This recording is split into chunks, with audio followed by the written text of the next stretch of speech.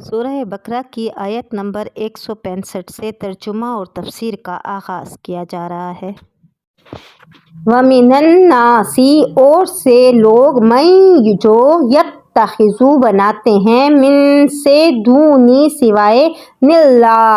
اللہ اندادن شریک دن یحبونہم محبت کرتے ہیں کحبی جیسے محبت باللہ اللہ والذین اور جو لوگ آمنوا ایمان لائے اشد سب سے زیادہ حباً محبت للہ اللہ کے لیے ولو اور اگر یرا دیکھ لیں الذین وہ جنہوں نے ظلموا ظلم کیا اس جب یرونا دیکھیں گے نل عذاب عذاب ان نل کے قوت للہ اللہ کے لیے جمیعاً تمام وَأَنَّ اور یہ کہ نَاللَّهَ اللہ شدید سخت عذاب اور بعض لوگ وہ ہیں جو بناتے ہیں اللہ کے برابر اوروں کو ان کی محبت ایسے رکھتے ہیں جیسے محبت اللہ کی اور ایمان والوں کو ان سے زیادہ تر ہے محبت اللہ کی اور اگر دیکھ لیں یہ ظالم اس وقت کو جب کہ دیکھیں گے عذاب کے قوت ساری اللہ ہی کے لیے ہے اور اللہ کا عذاب سخت ہے۔ اذ تبرأ جب بیزار ہو جائیں گے الذین وہ لوگ جو نتبعوا پیروی کی گئی من الذین سے جنہوں نے نتبعوا پیروی کی وراء اور وہ دیکھیں گے والعذاب عذاب وتقطعت اور کٹ جائیں گے بہم الاسباب ان سے تمام وسائل جبکہ ترجمہ جبکہ بیزار ہو جائیں گے وہ کہ جن کی پیروی کی تھی ان سے جو کہ ان کے پیرو بنے ہوئے تھے اور دیکھیں گے عذاب اور منقطع ہو جائیں گے ان کے سب رابطے یا علاقے۔ وقال اور کہیں گے للذین وہ جنہوں نے نتبعوا پیروی کی لو انا کاش کے لنا ہمارے لیے کرتن دوبارہ فنتبرأ کہ ہم بیزاری کرتے ہیں منہم ان سے کما جیسے تبرؤوا انہوں نے بیزاری کی منا ہم سے کذالک اسی طرح یریہم انہیں دکھائے گا اللہ اعمالہم ان کے اعمال حسرات حسرتیں علیہم ان پر وما ہم اور نہیں وہ بخارجین نکلنے والے من النار آگ سے۔ ترجمہ اور کہیں گے پیرو کیا اچھا ہوتا جو ہم کو دنیا کی طرف لوٹ جانا مل جاتا تو پھر ہم بھی بیزار ہو جاتے ان سے جیسے یہ ہم سے بیزار ہو گئے۔ اسی طرح پر دکھلائے گا اللہ ان کو ان کے کام حسرت دلانے کو اور وہ ہرگز نکلنے والے نہیں نار سے۔ یا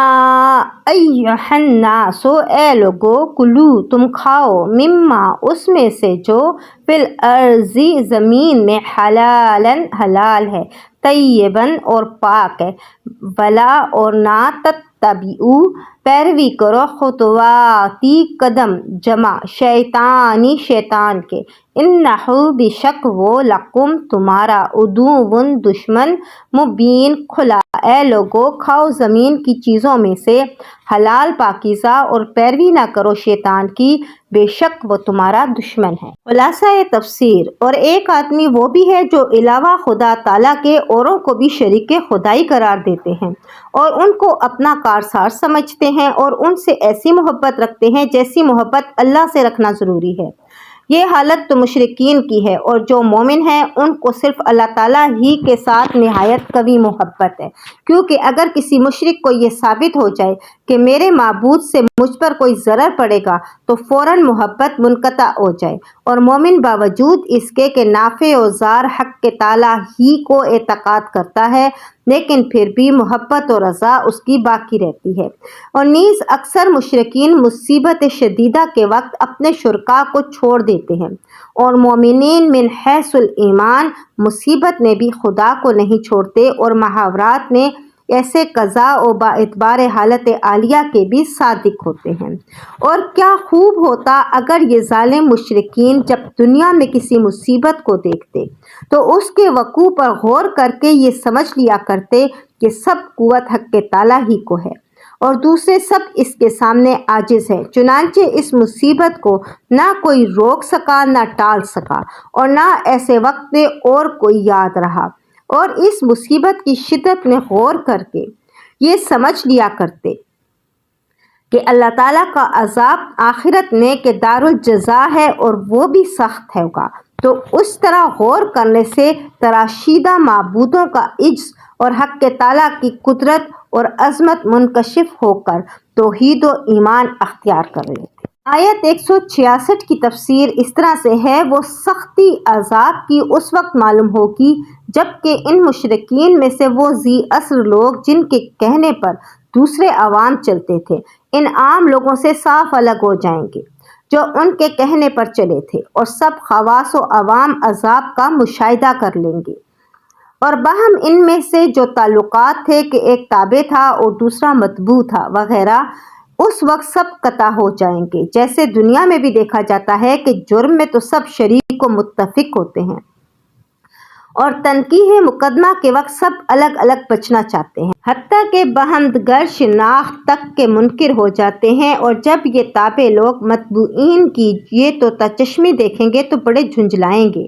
اور تو کچھ نہ کر سکیں گے، لیکن چلا کر یوں کہنے لگیں گے کہ کسی طرح ہم سب کو دنیا میں بس ذرا ایک دفعہ جانا مل جائے تو ہم بھی ان سے اتنا بدلہ تو لیں کہ اگر یہ پھر ہم کو اپنے تابع ہونے کی ترغیب دیں تو ہم بھی ان سے صاف ٹکا سا جواب دے کر الگ ہو جائیں، جیسا کہ یہ ہم سے اس وقت صاف الگ ہو کر بیٹھے ہیں، اور کہہ دیں کہ جناب آپ وہی ہیں کہ عین موقع پر بے رخی کی تھی، اب ہم سے کیا غرض۔ حق تعالیٰ فرماتے ہیں کہ ان تجویزوں اور سوچ بچاروں سے کیا ہاتھ آئے گا، فقط اللہ تعالیٰ یوں ہی ان کو بدعمالیوں کو خالی ارمان کے پیرائے میں کر کے ان کو دکھلا دیں گے، اور ان تابعین و متبوعین سب کو دوزخ سے نکلنا کبھی بھی نصیب نہ ہوگا، کیونکہ شرک کی سزا جو ہے خلود فی النار ہے۔ بعض مشرکین بتوں کے نام جانور چھوڑتے تھے اور ان سے منتفع ہونے کا وہ باعتقاد ان کی تعظیم کے حرام سمجھتے تھے۔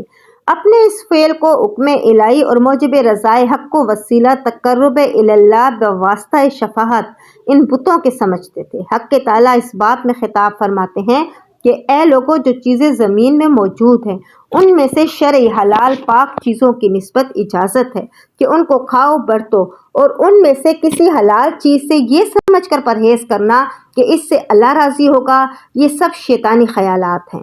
تم شیطان کے قدم بقدم مت چلو، فی الواقعہ وہ شیطان تمہارا سری دشمن ہے۔ ایسے ایسے خیالات و جہالات سے تم کو خسران ابدی میں گرفتار کر رکھا ہے، اور دشمن ہونے کی وجہ سے وہ تم کو انہی باتوں کی تعلیم کرے گا جو کہ شرعاً بری اور گندی ہیں، اور یہ بھی تعلیم کرے گا کہ اللہ کے ذمہ وہ باتیں لگاؤ جن کی تم سند بھی نہیں رکھتے، مثلاً یہی کہ ہم کو اللہ تعالیٰ کا اسی طرح حکم ہے۔ حلالً طیباً لفظ حل کا اصلی معنی گرہ کھولنے کے ہیں۔ جو چیز انسان کے لیے حلال کر دی گئی گویا ایک گرہ کھول دی گئی اور پابندی ہٹا دی گئی۔